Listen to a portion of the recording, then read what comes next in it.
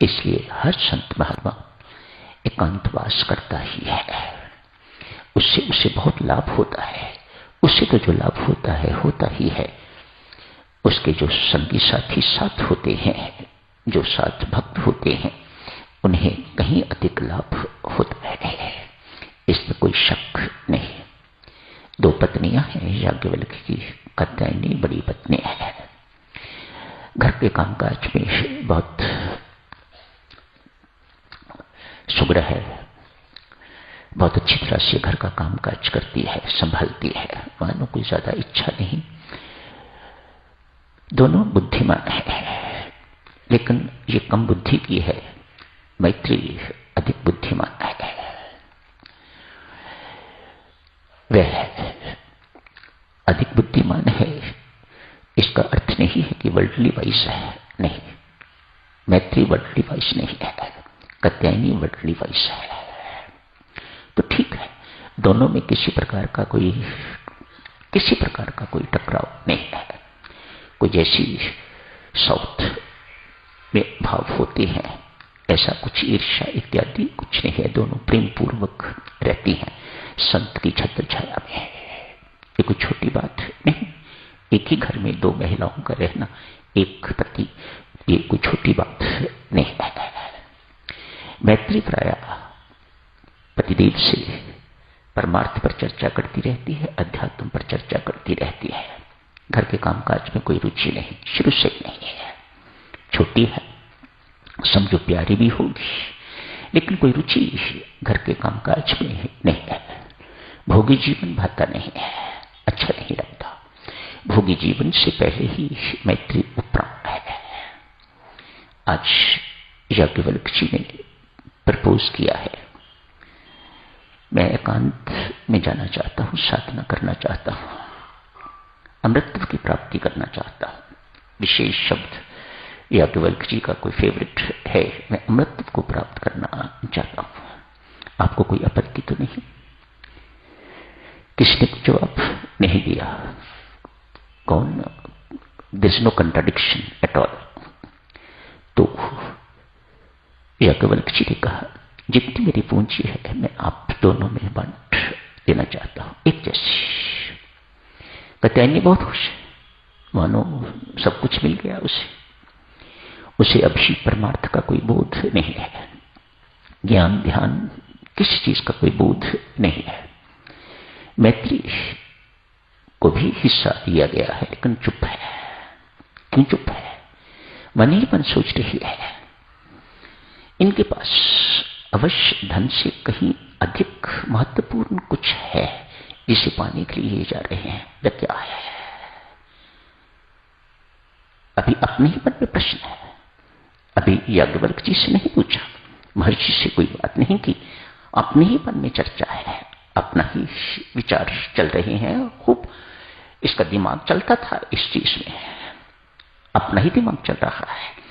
ये सारी की सारी संपत्ति यहां छोड़ के जा रहा है, क्या प्राप्त करना चाहता है? लोग धन संपत्ति के लिए अपनी सारी की सारी आयु घोंप देते हैं, सारी की सारी जिंदगी घोंप देते हैं, लेकिन ये सब कुछ इसे प्राप्त है, ये सब कुछ छोड़ के जा रहा है। क्या प्राप्त करना चाहता है ये? मानो इससे कहीं अधिक महत्वपूर्ण है जो ये प्राप्त करना चाहता है। वह क्या है? मैत्री के मन में ये प्रश्न उठा है, वह क्या है? मैं भी वही पाऊंगी।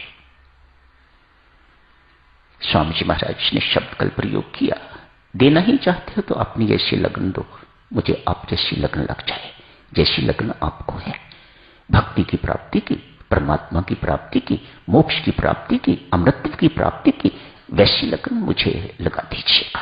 कितनी सुंदर मांग है इस देवी की, महान देवी की। देखो 2 प्रसंग मैत्री पर स्वामी जी महाराज ने क्यों चुना है? 2 प्रसंग, छोटी हस्ती नहीं है मैत्री, जिसकी इस प्रकार की मांग है। महर्षि से आप पूछ दिया, क्या सारे संसार की धन संपत्ति मिलने से मुक्ति मिल जाएगी? नहीं, कदापि नहीं।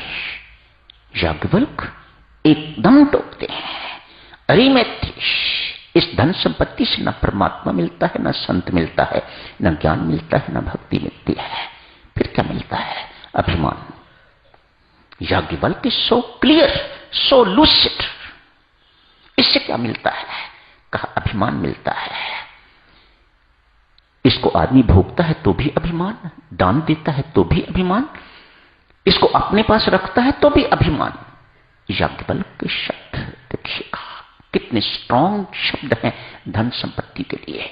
ये अभिमान के अतिरिक्त और कुछ नहीं देता। हां, सुख सुविधाएं मिलती हैं, एक धनवान जैसा जीवन जीने को मिल जाता है, इससे अधिक और कुछ नहीं। सुखी सुविधापूर्वक जीवन, सुखी जिसे हम सुखी समझते हैं, इससे अधिक नहीं। सुविधाएं मिल जाती है, धन सुविधा देता है। जो सामान्य व्यक्ति को, गरीब आदमी को नहीं मिलती, वह धनवान को मिल जाती है। बस इससे अधिक और कुछ नहीं है। पतनकारी चीज देके जाता है। मानो ये अर्थ अनर्थकारी है। यदि ये कहा जाए तो गलत नहीं है। अर्थ अर्थात धन संपत्ति को अर्थ कहा जाता है। अर्थ ये अर्थ नहीं है, अर्थ ये अनर्थकारी है, ऐसा संत महात्मा घोषणा करते हैं। सो शेष महर्षि याज्ञवल्क्य, मुझे ये सब नहीं चाहिए। मैत्री कहती है, मुझे कह दीजिएगा जो आप पाना चाहते हो। उपदेश देते हैं।